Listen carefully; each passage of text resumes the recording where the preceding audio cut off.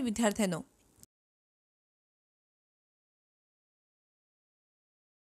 आपण पदार्थांच्या जगात मोठ्या वैविध्यतेने राहतो.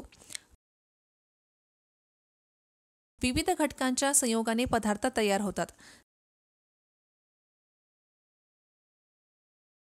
सर्व घटक त्यांच्या स्वभाव आणि गुणधर्माने अद्वितीय आहेत.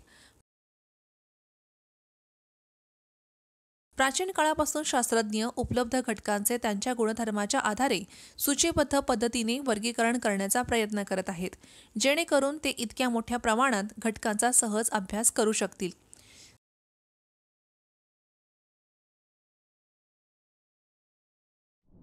परिणाम. या सत्राच्या शेवटी आपण याबद्दल समजून घेण्यास तयार असाल. डोबेरेनर्स ट्रायड्स.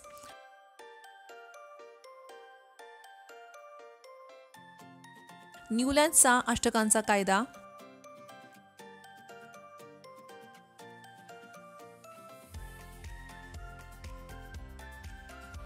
मेंडेलिव्हचा नियतकालिक कायदा.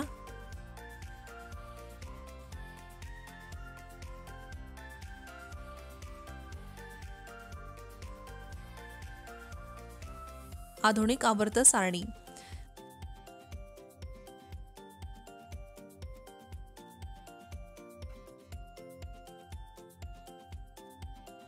मुख्य शब्द.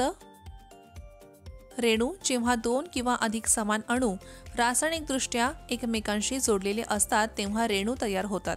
अणू हे पदार्थांचे सर्व गुणधर्म धारण करणारे पदार्थांचे सर्वात लहान कण आहेत. ट्रायड डोबेरेनरने बनवलेल्या 3 घटकांचा समूह. अणु वस्तुमान कार्बन -12 अणूच्या संदर्भात घटकाच्या अणूचे वस्तुमान.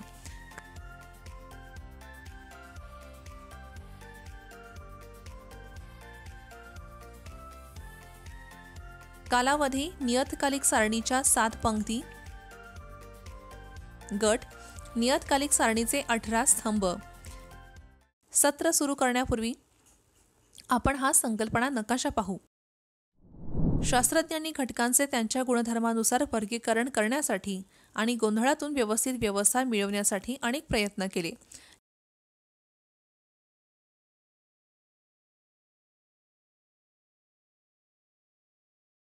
घटकांचे वर्गीकरण करण्याचा सर्वात पहिला प्रयत्न 1817 मध्ये झाला. जोहान वुल्फगँग डोबेरेनर या जर्मन रसायनशास्त्रज्ञाने एक पद्धत सुचवली ज्यामध्ये त्यांनी घटकांची प्रत्येकी 3 घटक असलेल्या गटांमध्ये व्यवस्था केली. त्यांनी या गटांना ट्रायड्स म्हटले.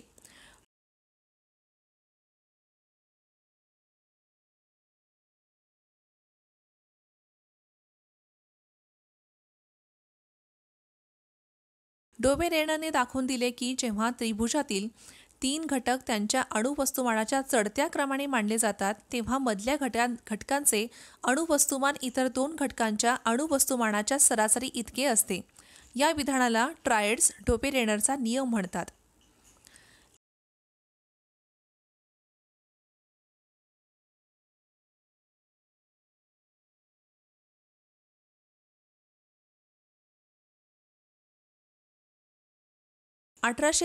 मध्ये जॉन न्यूलँड्सने त्यांच्या अणुवस्तुमानाच्या वाढत्या क्रमाने 56 ज्ञान घटकांची व्यवस्था केली.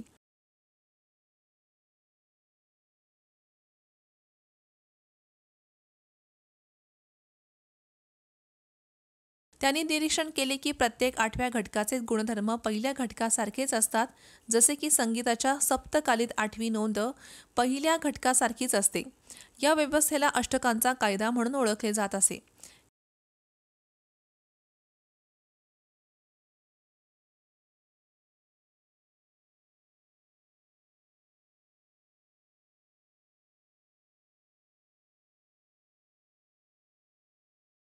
कॅल्शियमपेक्षा जास्त अणु वस्तुमान असलेल्या घटकांसाठी अष्टकांचा नियम वैध नव्हता.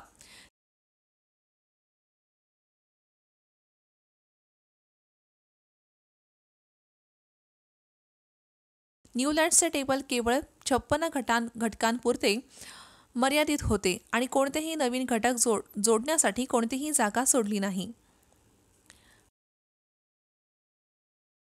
1869 मध्ये रशियन रसायनशास्त्रज्ञ दिमित्री मेंडेलिव्ह यांनी निरीक्षण केले की समान गुणधर्माचे घटक नियमित अंतराने पुनरावृत्ती करतात जेव्हा घटक त्यांच्या अणुवस्तुमानाच्या क्रमाने व्यवस्थित केले जातात.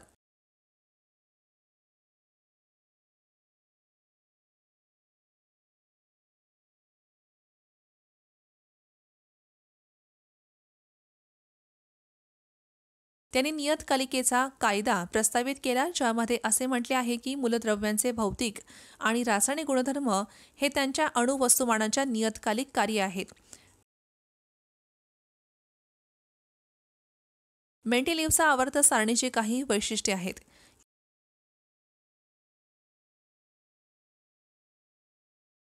यात 8 अणुलंब स्तंभ आहेत ज्यांना समूह म्हणतात आणि 7 क्षैतिज पंक्ती आहेत ज्यांना पिरियड्स म्हणतात.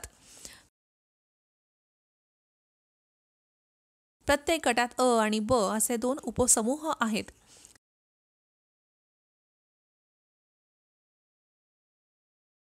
समूहात दिसणाऱ्या सर्व घटकांमध्ये समान गुणधर्म असल्याचे आढळून आले आहे. प्रथमच घटकांचे सर्वसमावेशक वर्गीकरण अशा प्रकारे केले गेले की समान गुणधर्मांचे घटक एकाच गटात ठेवले गेले.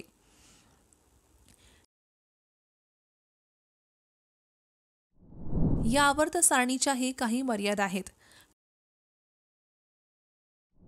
गुणधर्मामध्ये मोठा फरक असलेले घटक एकाच गटात समाविष्ट केले होते. सोडियम Na आणि पोटॅशियम K यांसारख्या मऊ धातूंसोबत तांबे Cu आणि चांदी Ag सारख्या कठीण धातूंचा समावेश होता.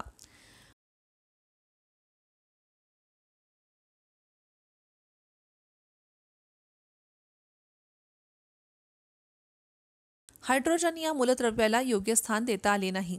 लिथियम, Li, सोडियम Na आणि पोटॅशियम K यांसारख्या धातूंसोबत नॉन मेटॅलिक हायड्रोजन ठेवण्यात आले.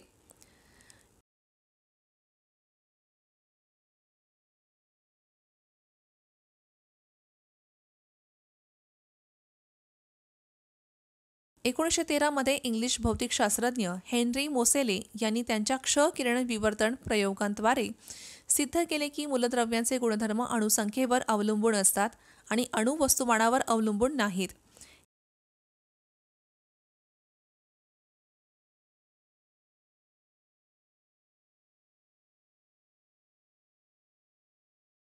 हे आधुनिक आवर्त सारणी मूळ मेंडेलिव्हच्या नियतकालिक सारणीचा विस्तार आहे आणि नियतकालिक सारणीचे दीर्घ स्वरूप म्हणून ओळखले जाते.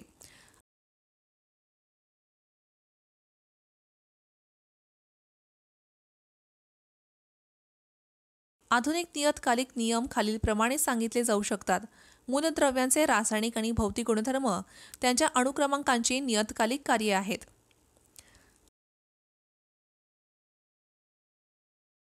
आधुनिक आवर्त सारणी नियम खालीलप्रमाणे सांगितले जाऊ शकतात.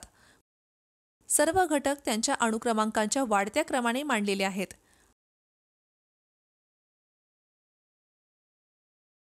आडव्या ओळींना पूर्णविराम म्हणतात. आवर्त सारणीमध्ये 7 पूर्णविराम आहेत.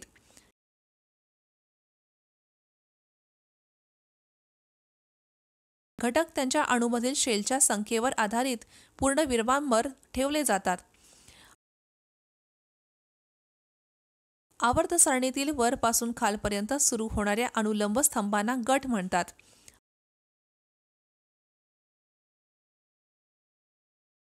आवर्त सारणीमध्ये 18 गट आहेत. घटकांच्या भौतिक आणि रासायनिक गुणधर्मावर आधारित त्यांचे विविध कुटुंबांमध्ये गट केले जातात. तुम्ही काय शिकलात? डोबेरेनरने घटकांना त्यांच्या सापेक्ष अणुवस्तुमानावर आधारित 3 ट्रायड्स गटात गटबद्ध केले. जॉन न्यूलँड्सने त्यांच्या अणुवस्तुमानाच्या वाढत्या क्रमाने 56 ज्ञात घटकांची व्यवस्था केली.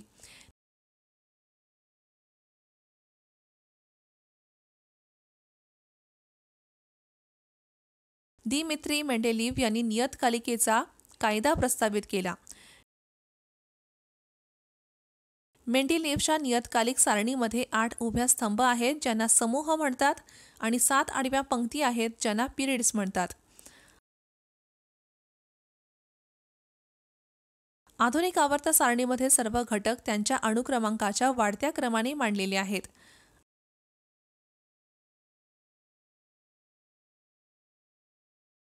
आधुनिक आवर्त सारणीमध्ये 7 कालखंड आणि 18 गट आहेत. घटक त्यांच्या अणूमधील शेलच्या संख्येवर आधारित पूर्णविरामांमध्ये ठेवतात.